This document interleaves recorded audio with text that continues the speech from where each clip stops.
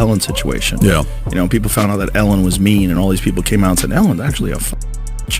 And everybody, whoa, Yeah. I can't believe it. And she lost everything. She fell apart, disappeared. Because people found out that this character that she was portraying in half an hour on a television show is not really who she was. But I hadn't already known that, because I had a buddy who worked for her. Like, and he was like, she's a monster. Well, now the tables have flipped over to Ellon. Yes, not just turned, but flipped like a pancake. Ellon's rough. That's a Ellon is rough like one. an old. But it's a rough one now. It's a rough one now because she was running Abu Ghraib in the back of her show. That's a rough one. She's out there dancing with Kristen Bell, and in the back, there's people that are getting up on the rack like this. Once upon a time, she was the queen of daytime TV, dancing, smiling, handing out gift cards like Oprah Light. But now, poof, she's practically a ghost. No talk show, no red carpets, no dance breaks. So what the heck happened? Well, Joe's got the tea and Elon's stirring the pot. On a recent podcast, Joe Rogan and Elon Musk went off script. They dropped some details about Ellon's behind-the-scenes behavior. Toxic vibes, Hollywood fakery, maybe even some shady power plays. It's like peeling an onion, and every layer stinks more than the last. And we will get into all the details, but before we do, make sure you hit that subscribe button. Joe Rogan and Elon Musk pulled back the curtain on an unexpected and dark chapter of Ellen DeGeneres. Rogan, often known for his unfiltered curiosity, brought up the disparity between public personas and private behavior in the entertainment industry. He mentioned that his friend, who was a former writer, who had worked briefly on Ellen's show, said a lot about her personality. You know, people found out that Ellon was mean, and all these people came out and said, Ellon's actually a... She lost everything. She fell apart, disappeared. Because people found out that this character that she was portraying in half an hour on a television show is not really who she was. You know, but I hadn't already known that. My buddy Greg, who was one of her writers, was like, she's a piece of shit. Now, if we go back to how Ellen started it all, she began her entertainment career in stand-up comedy during the early 1980s, quickly gaining attention for her sharp wit and relatable humor. In 2003, she launched The Ellen DeGeneres Show, a daytime talk show that would go on to become one of the most successful of its kind. Over the years, viewers watched her give away money, surprise fans with life-changing gifts, and support charitable causes. For nearly 2 decades, Ellen was a symbol of joy, inclusivity, and goodness. Her show wasn't just watched, it was trusted. However, over time, subtle signs of trouble began to emerge. Stories about Ellen being less friendly off-camera started to circulate quietly online. When was your birthday? It was October 4th. October 4th. You turned 30. I did. And how was the party? I wasn't invited. Actually, no, that's not the truth, Ellen. You were invited. Last time I was on the show, last year, you gave me a bunch of shit about not inviting you, but I didn't even know you wanted to be invited. Well, who doesn't want to be invited to a party? Well, I didn't even know you liked me. Of course I like you. You knew I liked you. You've been on the show many times, and don't I show like? Yeah. But I did invite you and you didn't come, so. This time you invited me? Yeah. Are you sure? Yeah. How do you know? I don't think so. Ask everybody. At first, they were largely dismissed by the public as they seemed inconsistent with her public persona. But eventually, those quiet murmurs would grow into something much louder and impossible to ignore. The turning point in Ellen's public image began in early 2020 when beauty influencer Nikki DeJager, known online as Nikki Tutorials, appeared on The Ellen DeGeneres Show after publicly coming out as transgender. While the appearance seemed like a celebration on screen, it was what followed afterward that sparked controversy. Nikki later shared her disappointment with how she was treated behind the scenes, noting that her experience on the show did not match the warm and welcoming atmosphere people expected. Hoe was het bij Ellen DeGeneres? Nou, laat ik zeggen dat er een groot verschil is tussen De Wereld Draait Door en Ellen. En dan geef ik jullie het positieve handje. Then, when a Dutch interviewer asked for more details, Nikki revealed that the show felt like a whole different world and that it felt, quote, more distant. She also even revealed that Ellen was more cold in person. Nikki said, quote, just a little. It was a huge honor to be on that stage with Ellen, but it wasn't as nice as I thought. This statement led to a wave of interest online, with many people beginning to reassess Ellen's reputation. Viewers started to wonder if the kindness she projected on camera was consistent with her real-life behavior. Social media began to fill with theories, jokes, and stories, some serious, others speculative. More importantly, it created an opening for others to speak out. I called her out. I was like, Ellen's not that nice. This was after you went on the show? After I went on the show.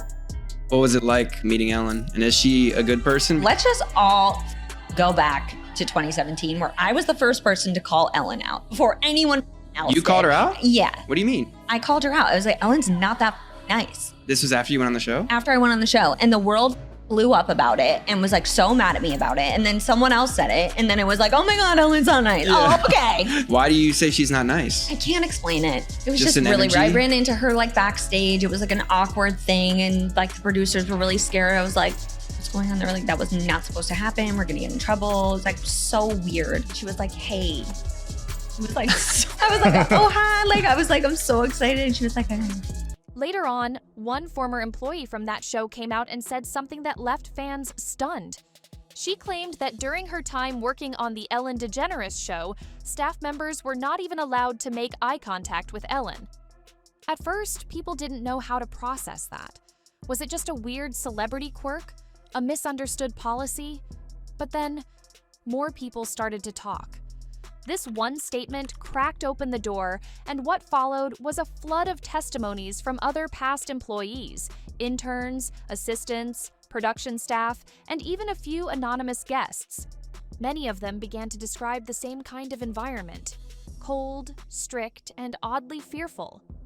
The atmosphere backstage was nothing like the one Ellen portrayed on camera. There was no dancing, no laughter, no joyful surprises. Instead, it felt tense, controlled, robotic. Some staffers described the culture as a well-oiled machine, but not in a good way. This TV personality is speaking out about what it was like working closely with Ellen DeGeneres. What happened, Tony? Tony Okunbowa was the on-air DJ at The Ellen Show for 11 years. Now he is addressing allegations of a toxic work environment that is threatening Ellen's reputation as the Queen of Nice. While I am grateful for the opportunity it afforded me, I did experience and feel the toxicity of the environment, he writes on Instagram. I stand with my former colleagues in their quest to create a healthier and more inclusive workplace as the show moves forward. It was run so tightly that stepping out of line, even unintentionally, could cost you your job. One ex-producer recalled how a colleague was scolded simply for chewing gum in a hallway Ellen might walk down. Another worker said, "We were told if Ellen's walking toward you, turn around and walk the other way."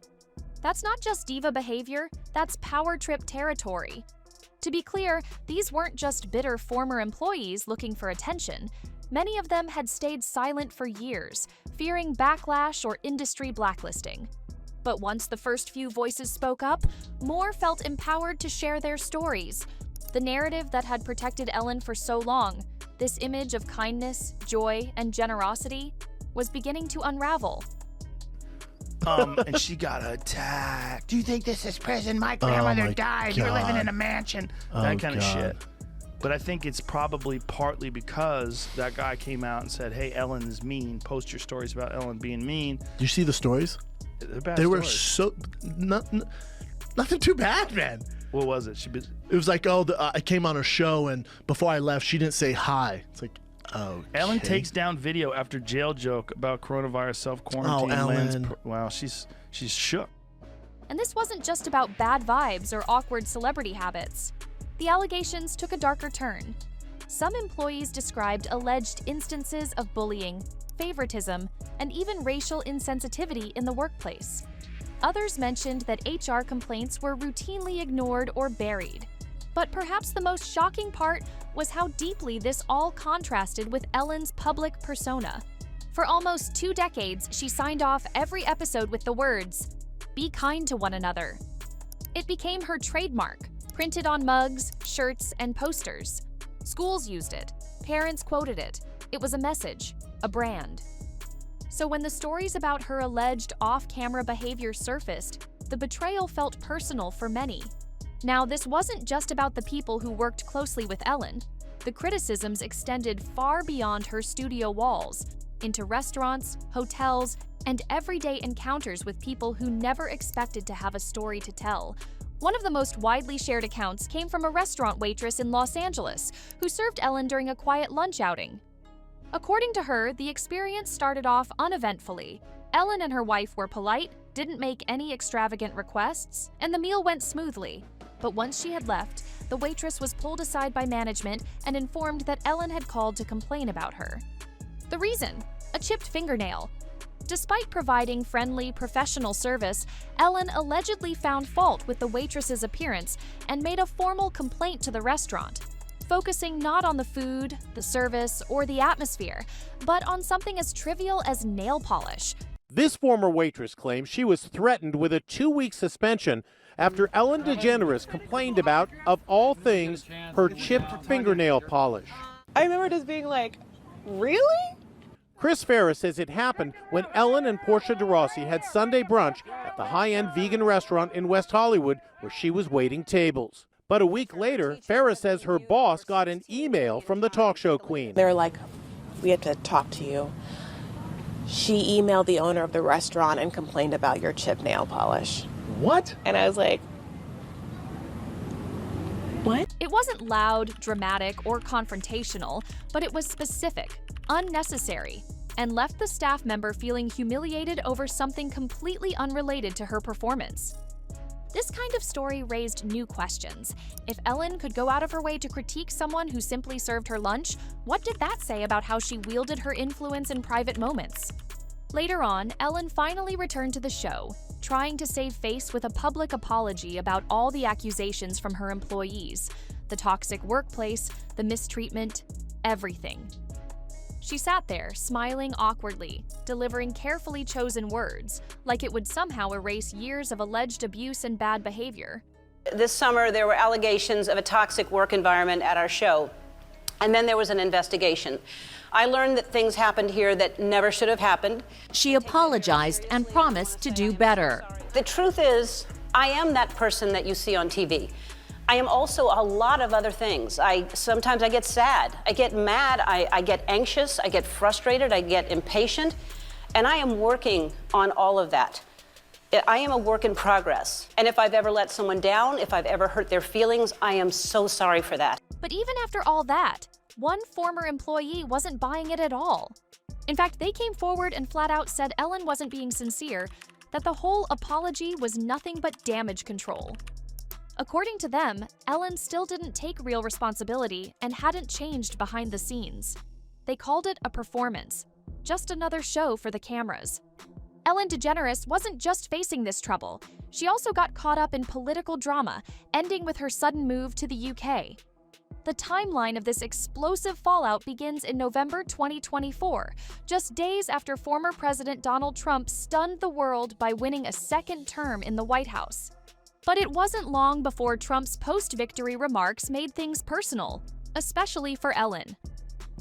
In one of his first press conferences after the election, Trump made a series of inflammatory statements about gender identity, declaring that America recognizes only two genders, male and female.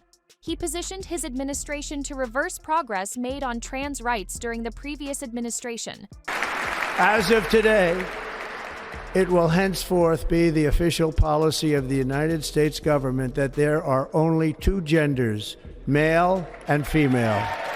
For many, it was political grandstanding. But for Ellon, who has long championed the LGBTQ+ community and built her career on visibility and acceptance, it was a direct attack. Elon's talked about this a lot, and he's absolutely correct, is that people use woke ideology as an excuse to be an and it's really just people that are attaching themselves to things that make them feel righteous. And so they wrap themselves in this idea to give them virtue and to allow them to say the most awful things about other people that have different perspectives. And then just by nature, if you're doing that, you're doing the wrong thing. You're a bad person. You know, those are two of the aspects of the woke mind virus that I think are very dangerous, is that it's often anti-meritocratic. You can't question things. Even the questioning is bad. Though she had often tried to keep politics at arm's length on her show, Trump's comments seemed to push Ellon over the edge. Her inner circle, according to insiders, described her as furious and shaken.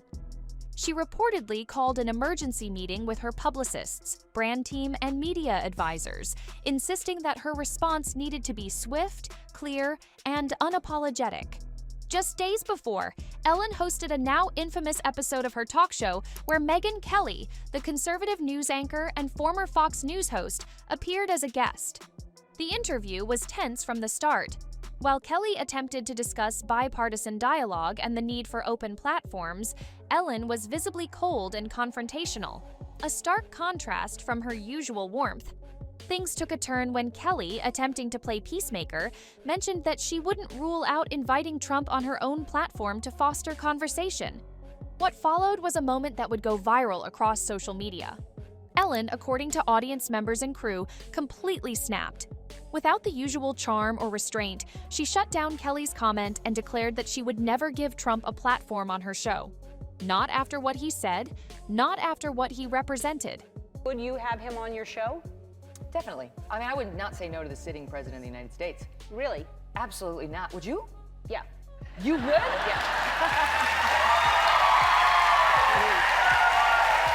I would not have him on the show. Like that. I mean, look. Now I'm gonna get bad tweets, like, but I just, you know, he is who he is, and he has enough attention, and he has his Twitter account, and he has ways to get his message across. There's nothing I'm going to say to him that's going to change him, and I don't want to give him a platform because it validates him. And for me to have someone on the show, I have to at least admire them in some way, and I can't have someone that I feel is not only dangerous for the country and for me personally as a gay woman, but as to the world. Her team later tried to edit the segment before airing, but leaked footage of the original confrontation soon surfaced online. The backlash was instant. Right-wing commentators called Ellon a hypocrite, accusing her of censorship and intolerance. Progressives, while sympathetic to her outrage, questioned whether her reaction played into Trump's narrative of media elitism. Have they made progress with this strike? They're picketing right now, so I think it's the early stages. I would think it might take a little bit with this one. When someone crosses the writer strike, that's some dirty shit. They cross the picket line. Yeah, I haven't seen anybody doing that yet. I think Ellon did. I had a buddy of mine who was writing on Ellon. Everybody kind of knows now what she's really all about. And that's another one of those. Like, press. I'm so nice and I'm so sweet. Being behind the scenes. But Ellon didn't stop there. Less than a month after the election, rumors began swirling that Ellon was selling off her Los Angeles property empire. For years, she had been known for flipping luxury homes, but this time it was different. She wasn't upgrading, she was offloading. By December 2024, the rumors were confirmed. Ellon had quietly finalized the purchase of a 17th century countryside estate in the Cotswolds, England, a sprawling property tucked away in a remote village. Donald Trump may have won the U.S. election, but he has lost Ellen DeGeneres and Portia de Rossi, her wife. That same week, reports emerged that she had withdrawn from several upcoming television and brand projects in the U.S., citing creative burnout and a need to reassess her future. Industry insiders weren't buying it. Many believed the move was politically motivated, a silent but firm protest against what she saw as a regressive administration and an unsafe environment for LGBTQ+ voices.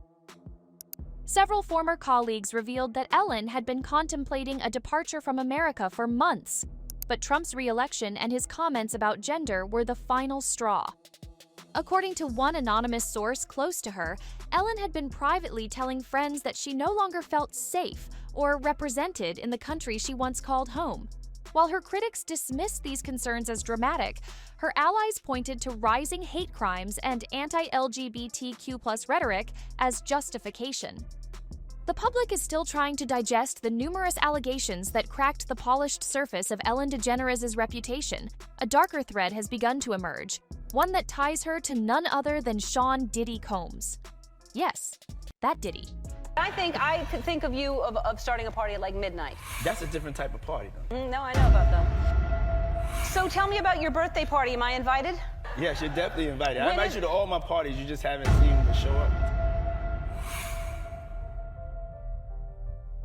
That's a different type of party.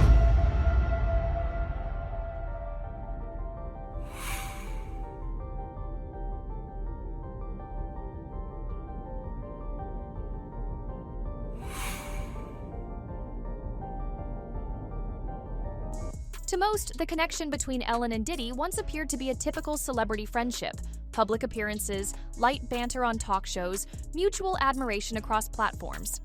But recent revelations suggest that this bond may have extended into far murkier territory.